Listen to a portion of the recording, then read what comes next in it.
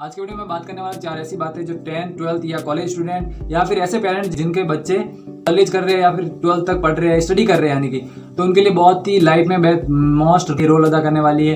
तो चलिए चलते हैं पहली बात की ओर। तो पहली बात यही कि आपको किसी पे भी ट्रस्ट नहीं करना है, और जितना आपके लिए आपके पेरेंट्स और आप खुद सोचते हैं उतना आपके लिए कोई नहीं सोचता है। मेन बात तो ये होने वाली है यहाँ पे। आपको ये नहीं सोचना है, क्योंकि 10th 12th में ऐसे ऐसे फ्रेंड्स भी हमें देखने को मिलते हैं कि हाँ, हमें लगता है कि यार ये मेरे लिए मेरा भाई है, ये मेरा ऐसा है, ये मेरा वैसा है। लेकिन सच बताओ ना, तो वो टाइम आने पर अपने जो रियल फेस होता है ना, वो दिखाई देता है। इसलिए आपको किसी पे ट्रस्ट नहीं करना है, किसी पे भी। जितना आपके माता पिता और आप खुद अपने लिए कर सकते हो, उतना आपके लिए कोई नहीं कर सकता है। सेकंड बात ये होने वाली है कि आपको लर्निंग और स्किल डेवलपमेंट, ये दोनों चीज़ें बहुत ही बेसिक चीज़ें रहती हैं। ये सीखना बहुत ही जरूरी है। इस एज में जितना सीख सकते हो उतना सीखना बहुत ही जरूरी है, क्योंकि प्रेजेंट टाइम ऐसा है कि हम बिना सीखे कुछ नहीं कर सकते। चाहे डिग्रियाँ कितनी भी कर लो, डिप्लोमा कितने भी कर लो, लेकिन कुछ नहीं कर पाएंगे अगर हमें कोई लर्निंग नॉलेज नहीं है, लर्निंग नहीं है, तो हम कुछ नहीं कर पाएंगे। इसके बाद थर्ड बात ये होने वाली है कि आप जितना जल्दी बुद्धू बन रहे हो उतना जल्दी आपके लिए सही है।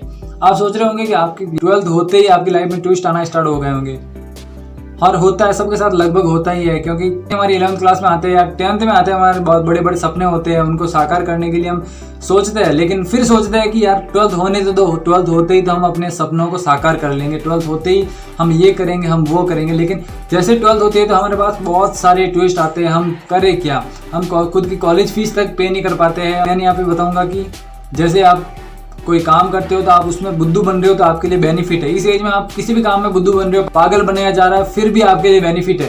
क्योंकि इतना जल्दी पागल बन जाना बहुत ही इंपॉर्टेंट है आपके लिए, क्योंकि बाद में बहुत बड़ी ठोकर खाने वाले हो आप। पुरानी कहावतों में कहा गया है कि डूबने वाले को कोई किश्ती भी नहीं बचा सकते, लेकिन अगर तैरने वाले को एक तिनका के सहारा भी मिल जाए ना, तो भी उस नैया को पार कर जाएगा। उसी तरीके से मैं बात यही बताऊंगा कि आप 12th होते ही ये सोचो कि भाई मुझे करना क्या है, कैसे अर्निंग करनी है, कैसे अपने परिवार को संभालना है, कैसे क्या करना है, कैसे सपने पूरे करने हैं, हमारे गोल्स क्या है, हमारे ड्रीम्स क्या है, हमारे नीड्स क्या है, मैन उनकी और हमें टारगेट रहना है। और थर्ड पॉइंट को सेकंड पॉइंट में कन्वर्ट कर लेता हूँ कि फोकस। मैन सक्सेस पॉइंट जो है ना, हमारा फोकस है ना, उसे हमें नहीं छोड़ना है। फोकस है, मुझे याद आता है कि एक स्टोरी होती है हिरण और शेर की, जिसके अंदर शेर हिरण का शिकार कर जाता है। होता यूं है कि एक बार एक शेर होता है और एक हिरण होती है। हिरण घास चर रही होती है, उसी समय शेर आता है और हिरण का पीछा करता है। हिरण को पता चलता है कि शेर उसका पीछा कर रहा है और मेरा शिकार बनने वाला है। तभी हिरण भागती है। और इस स्टोरी के बीच में मैं एक पॉइंट बताता हूँ कि एक शेर के दौड़ने की जो रफ्तार होती है वो होती है 60 किलोमीटर प्रति घंटा। लेकिन यहाँ पे ये होता है कि हिरण की जो दौड़ने की रफ्तार होती है वो होती है 80 से 85 किलोमीटर प्रति घंटा। इतनी तेज दौड़ते हुए भी वो शिकार हो जाती है। मेन रीजन यही होता है कि वहां पे वो जब शेर उसका पीछा करता है तब हिरण बार बार मुड़ के पीछे देखती है, दाएं बाएं देखती है, और इस कारण वो आगे के रास्ते में भटकती जाती है और एंड में उसका शिकार हो जाता है। शेर को एक फोकस, एक गोल जो होता है वो पता रहता है कि मुझे इस गोल तक पहुंचना है, मुझे इसका शिकार करना है, इसका शिकार नहीं किया तो मैं खाऊंगा क्या। फिर एंड रिजल्ट ये होता है, शेर शिकार कर जाता है और हिरण का शिकार हो जाता है, यानी कि हिरण हार जाती है और शेर जीत जाता है। जैसे ही 12th होती है आपकी, तो आपको ये याद रखना है कि यार मुझे जो टारगेट लिया है, जो सपना लिया है, जो गोल लिया है, उसके पीछे चलना रहना है।